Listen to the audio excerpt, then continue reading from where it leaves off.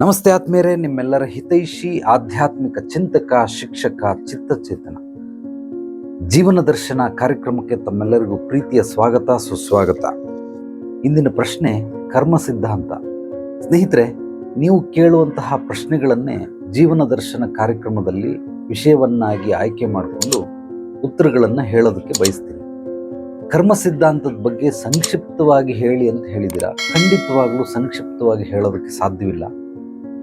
ಯಾರು ಜ್ಞಾನ ಸಮೃದ್ಧಿ ಯೋಗಕ್ಕೆ ಬರ್ತೀರಾ, 21 ಅಧ್ಯಯನಗಳಲ್ಲಿ ಈ ಕರ್ಮ ಸಿದ್ಧಾಂತವು ಒಂದು ಅಧ್ಯಯನ.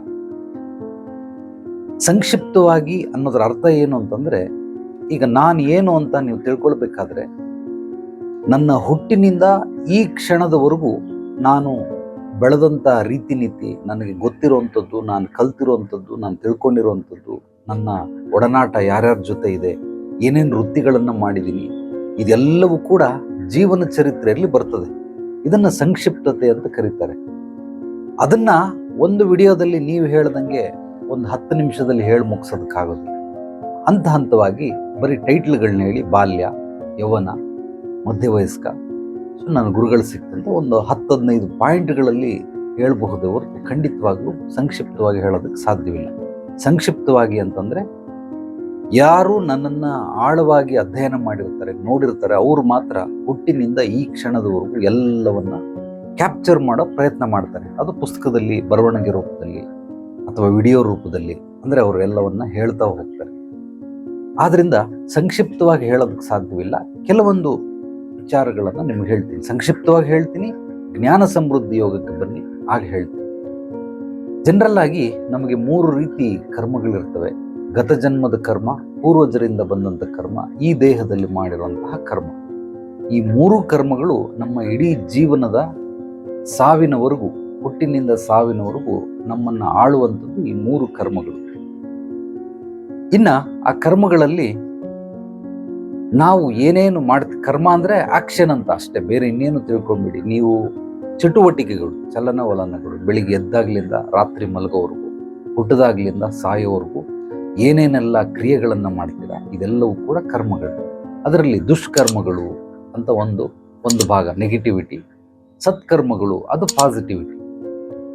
ಇನ್ನು ಅದರಲ್ಲೂ ನಾವು ಹಂತವಾಗಿ ಹೋಗ್ತಾ ಇದ್ರೆ ಕಾಯ, ವಾಚ, ಮಾನಸ ಅಂತ 3 ರೀತಿ ಕರ್ಮಗಳನ್ನು ನಾವು ಮಾಡ್ಬೋದು. ಕಾಯ ಅಂದ್ರೆ ಈ ದೇಹದಲ್ಲಿ ಮಾಡ್ತಾ ಇರೋದು. ಈಗ ಜ್ಞಾನ ಹಂಚೋದು ನನ್ನ ಕಾಯಕ, ಪರಿಹಾರ ಕೊಡೋದು ನನ್ನ ಕಾಯಕ. ಇದು ದೈಹಿಕವಾಗಿ ನಾನು ಮಾಡ್ತಾ ಇದ್ದೀನಿ. ಇನ್ನ ವಾಚ ಅಂತಂದ್ರೆ ಮಾತಾಡೋ ಮೂಲಕ ನಾನು ಒಬ್ಬ ಶಿಕ್ಷಕ ಅಂತ, ಆಧ್ಯಾತ್ಮಿಕ ಶಿಕ್ಷಕ, ಶಾಲಾ ಕಾಲೇಜುಗಳಲ್ಲಿ ಪಾಠ ಮಾಡುವಂಥವ್ರು, ಅವರು ಕೂಡ ಮಾತಾಡಿ ಒಂದಷ್ಟು ವಿಚಾರಗಳನ್ನ ವಿದ್ಯಾರ್ಥಿಗಳಿಗೆ ತಿಳಿಸ್ತಾ ಇದ್ದಾರೆ. ಸಾಕಷ್ಟು ಜನ ಮಂತ್ರಗಳನ್ನು ಹೇಳಿ, ಅರ್ಚಕರು, ಪುರೋಹಿತರು, ಯಾಗ ಯಜ್ಞ ಮಾಡುವಂಥವ್ರು, ಇವರೆಲ್ಲರೂ ಕೂಡ ಮಂತ್ರದ ಮೂಲಕ ಅವರು ಕಾಯಕವನ್ನು, ಅಂದ್ರೆ ಮಾತಿನ ಮೂಲಕ ಅವರ ಜೀವನವನ್ನು ನಡೆಸ್ತಾವ್ರೆ, ಸತ್ಕರ್ಮಗಳನ್ನು ಮಾಡ್ತಾವ್ರೆ.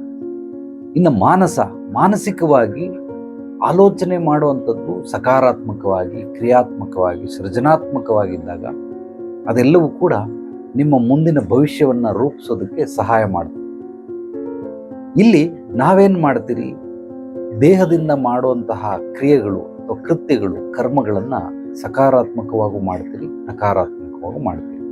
ಸಕಾರಾತ್ಮಕವಾಗಿ ಮಾಡೋದೆಲ್ಲವೂ ಪುಣ್ಯಕರ್ಮ, ನಕಾರಾತ್ಮಕವಾಗಿ ಮಾಡೋದೆಲ್ಲವೂ ಪಾಪಕರ್ಮ.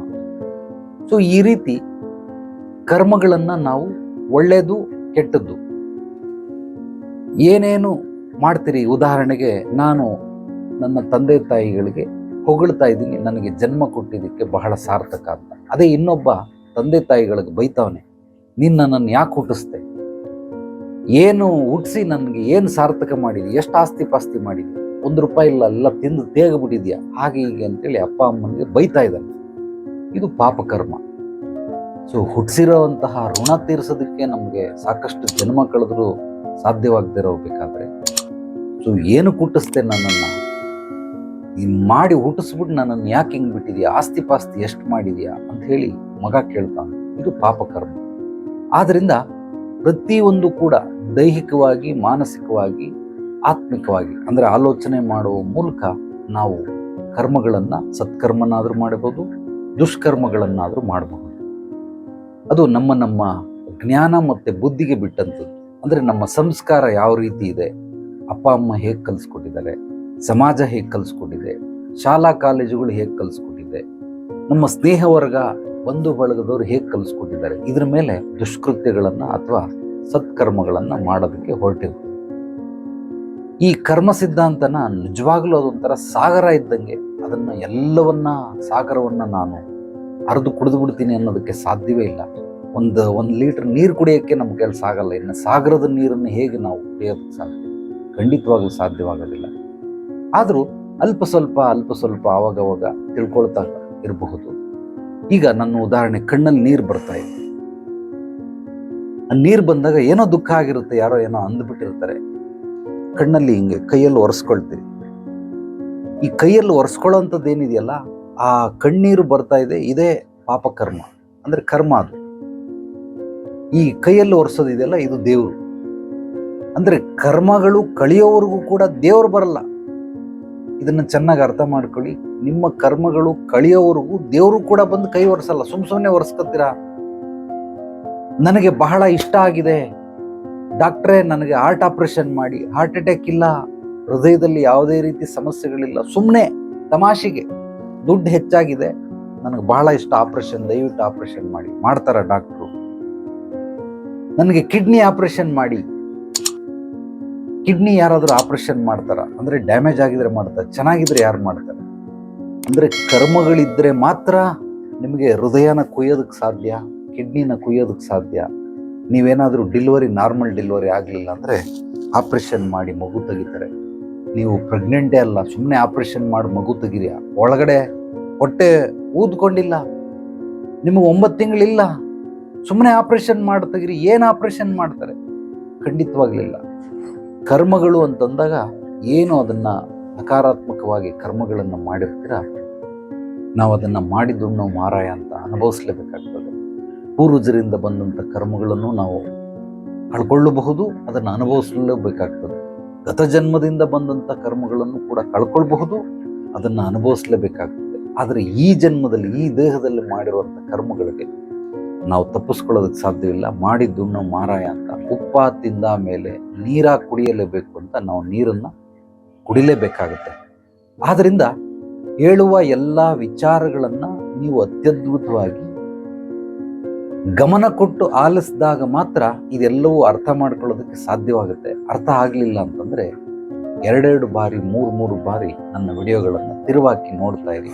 ಹಂಗೂ ಅರ್ಥ ಆಗಲಿಲ್ಲ ಅಂದರೆ ನನ್ನ ವಾಟ್ಸಪ್ ನಂಬರ್ಗೆ ಒಂದು ವಾಯ್ಸ್ ಮೆಸೇಜ್ ಕಳಿಸಿ, ನೀವು ಹೇಳಿದ್ದು ನನಗೆ ಈ ವಿಷಯ ಅರ್ಥ ಆಗಲಿಲ್ಲ, ಇನ್ನೊಂದು ಸ್ವಲ್ಪ ಬಿಡಿಸಿ ಹೇಳಿ ಅಂತಂದರೆ ಮುಂದಿನ ಸಂಚಿಕೆಯಲ್ಲಿ ನೀವು ಕೇಳಿರುವಂತಹ ಪ್ರಶ್ನೆಗಳಿಗೆ ನಾನು ಉತ್ತರ ಕೊಡೋದಕ್ಕೆ ಬಯಸ್ತೀನಿ. ಸ್ನೇಹಿತರೆ, ಜ್ಞಾನ ಸಮೃದ್ಧಿ ಯೋಗ ಕೇವಲ ಕರ್ಮ ಸಿದ್ಧಾಂತದ್ದು ಮಾತ್ರ ಅಲ್ಲ, ಜೀವನದ ಎಲ್ಲ ಆಯಾಮಗಳನ್ನು ಒಳಗೊಂಡಿದೆ. ಎಲ್ಲ ಮಜಲುಗಳು, ಎಲ್ಲ ಸ್ತರಗಳನ್ನು ಒಳಗೊಂಡಿರೋದ್ರಿಂದ 21 ಅಧ್ಯಯನಗಳು ಪ್ರತಿಯೊಬ್ಬ ಮನುಷ್ಯನಿಗೆ ಈ ಒಂದು ಬದುಕನ್ನು ಜೀವನವಾಗಿ ಪರಿವರ್ತನೆ ಮಾಡ್ಕೊಳ್ಳೋದಕ್ಕೆ, ರೂಪಾಂತರಣ ಮಾಡ್ಕೊಳ್ಳೋದಕ್ಕೆ ಬಹಳ ಬಹಳ ಅನುಕೂಲ ಆಗುತ್ತೆ. A to Z ಜೀವನದ ಎಲ್ಲ ವಿಚಾರಗಳು ಇದರಲ್ಲಿ ತಿಳ್ಕೊಳ್ಬಹುದು. ಆದ್ದರಿಂದ ಆಸಕ್ತಿ ಇರೋರು ಮುಂದೆ ನಡೆಯುವಂತಹ ಆನ್ಲೈನಲ್ಲಿ ಮಾಡೋದಿಲ್ಲ, ಅದು ಕತೆ ಮುಗೀತು. ಸುಮಾರು ಒಂದು 5-6 ಆನ್ಲೈನ್ಗಳನ್ನು ಮಾಡಿದೆ. ಈಗ ಆನ್ಲೈನ್ ಇಲ್ಲ, ಕೇವಲ ಆಫ್ಲೈನ್ ಮಾತ್ರ ಇರುತ್ತೆ. ಒಂದು 4 ದಿವಸ ಇರುತ್ತೆ ರೆಸಿಡೆನ್ಷಿಯಲ್ ಕೋರ್ಸ್ ವಿತ್ ಸರ್ಟಿಫಿಕೇಟ್. ಅದನ್ನು ನೀವು ಮಾಡ್ಕೊಳ್ಬಹುದು. ಯಾವಾಗ ಇದನ್ನೆಲ್ಲ ನೀವು ನಾನು ಹೇಳೋದನ್ನು ಅರ್ಥ ಮಾಡ್ಕೊಳ್ತೀರ, ಆಗ ಪ್ರತಿಯೊಂದು ಕೂಡ ನಿಮಗೆ ಸಂಕ್ಷಿಪ್ತವಾಗಿ ತಿಳಿತಾ ಹೋಗುತ್ತೆ.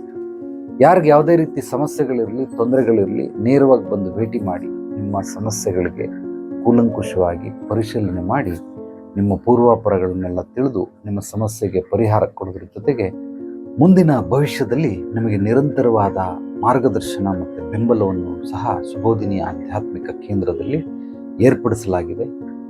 ಈ ಒಂದು ವಿಡಿಯೋವನ್ನು ನಿಮ್ಮೆಲ್ಲ ಸ್ನೇಹಿತರಿಗೆ, ಆತ್ಮೀಯರಿಗೆ ತಪ್ಪದೇ ಶೇರ್ ಮಾಡಿ. ಜ್ಞಾನ ಹಂಚೋದ್ರಿಂದ ಬೆಳೆಯುತ್ತೆ. ನಮ್ಮ ಚಾನಲನ್ನು ಮೊದಲನೇ ಬಾರಿ ಭೇಟಿ ನೀಡಿದರೆ ಸಬ್ಸ್ಕ್ರೈಬ್ ಮಾಡಿ. ಫೇಸ್ಬುಕ್, ಇನ್ಸ್ಟಾಗ್ರಾಮನ್ನು ನೋಡ್ತಾ ಇದ್ದರೆ ಫಾಲೋ ಮಾಡಿ, ಲೈಕ್ ಮಾಡಿ, ಕಮೆಂಟ್ ಮಾಡಿ. ನಿಮ್ಮ ಅನಿಸಿಕೆ ಅಭಿಪ್ರಾಯಗಳನ್ನು ನನ್ನ ವಾಟ್ಸಪ್ ನಂಬರ್ಗೆ ವಾಯ್ಸ್ ಮೆಸೇಜ್ ಕೂಡ ಕಳಿಸ್ಬಹುದು. ಎಲ್ರಿಗೂ ಒಳ್ಳೆಯದಾಗಲಿ. ನಾಳೆ ಮತ್ತೆ ಭೇಟಿಯಾಗೋಣ ಮತ್ತಷ್ಟು ಸತ್ವಭರಿತ ವಿಚಾರಗಳೊಂದಿಗೆ. ಎಲ್ಲರೊಳಗಡಗಿರುವ ಭಗವಂತನಿಗೆ ನನ್ನ ಭಕ್ತಿಪೂರ್ವ ಪ್ರಣಾಮಗಳು. ಸರ್ವೇ ಜನೋ ಸುಖಿನೋ ಭವಂತು. ಶುಭರಾತ್ರಿ.